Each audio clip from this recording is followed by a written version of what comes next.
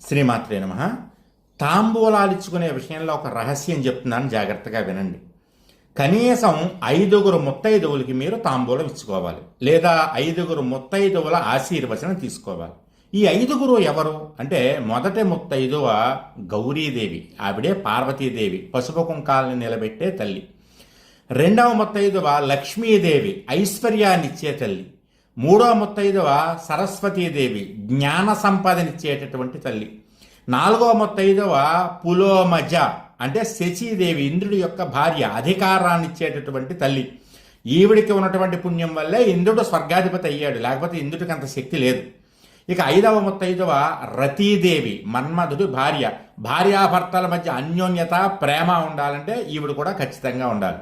ఈ 5 తాంబూలం ఇచ్చుకోవడం కానీ, లేదా 5 ముత్తైదువుల యొక్క ఆశీర్వచనం తీసుకోవడం లాంటివి చేస్తే కనుక ఇంట్లో మీకు కావలసిన